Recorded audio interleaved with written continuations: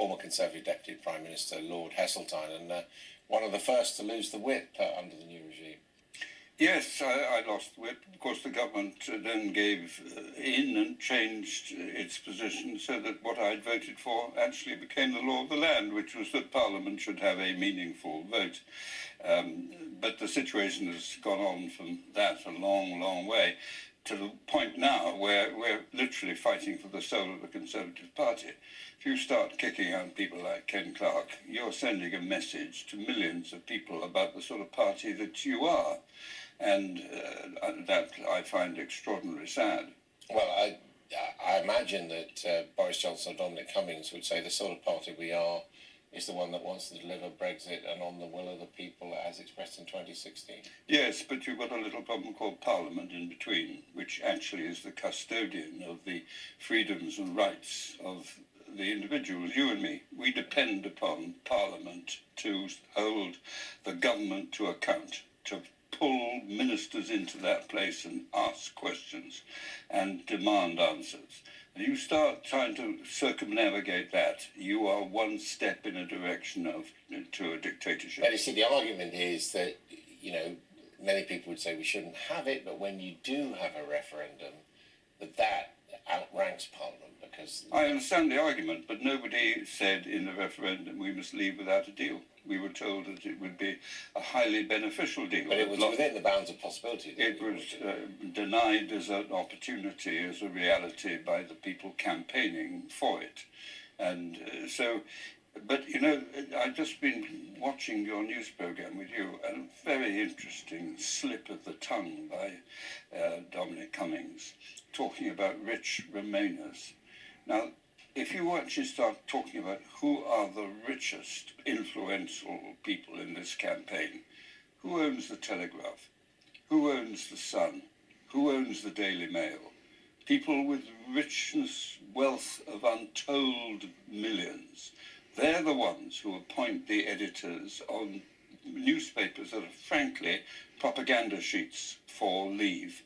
And for Dominic Cummings to try to shove the blame onto individuals who want to remain because they're rich is a major slip of the tongue.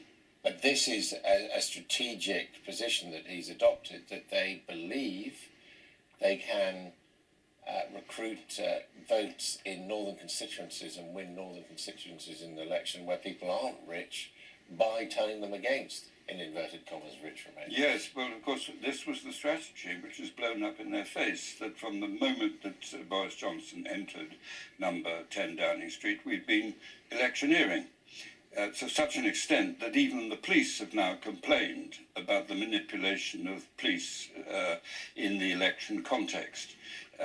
We've seen, what has it been? It's been either the police or education or the health service. And what they're trying to do is to conflate the issue of Brexit into a right-wing agenda of all the simplistic promises, so lollipops for everybody, a public expenditure review last week, a bit more for everybody around the place, and focus on the hardline right-wing agenda that they think they can mobilise. That may be what people want.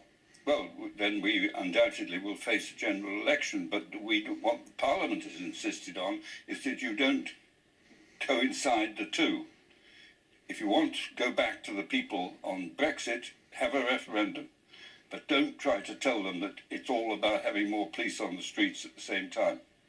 So if you're faced with the choice of Jeremy Corbyn promising a referendum or Boris Johnson at an election, what should you do? Oh, well, there's no doubt if there was a referendum, that would be a way of resolving the issue. So and personally, there's no way Corbyn is going to be Prime Minister. This is another one of the tactics. You look at the Labour... he's in the opposition. No, but look at the standing in the polls. There is no way you can convert where Corbyn is in the polls into a majority in Parliament. And this is exactly the same about the police and the health service and the education. Fear of Corbyn. But you could vote for one of those parties, the Nationalists or the Liberal Democrats or the Labour Party, and if they came out on top in an election, it would be Jeremy Corbyn, wouldn't it? Who would But- be the Prime Minister. He will not have a majority in Parliament, which is where the fear factor depends. He's going to do all these terrible things. Look, But on that basis, we're leaving anyway because Boris Johnson's going to win, if that's what you think. Well, I don't think he's going to win a majority. I think that the chances in any foreseeable election is the return of a Conservative-led government, but without a majority. So where does that leave Brexit? Well, it leaves it in suspense, and that's a great deal better than implementation. So your feeling now is where we're going to end up on Brexit? I think that there is now a sporting chance, better than it's ever been, that probably from a referendum, we reject Brexit. And the longer all this goes on, I think the better that chance. And if we were to have some sort of scenario where things begin to deteriorate as a consequence of the fear and the uncertainty of Brexit, then I think it makes the chance of Brexit failing even better. They had to go fast, and they had to confuse the issue. They can't go fast, and they failed to confuse the issue.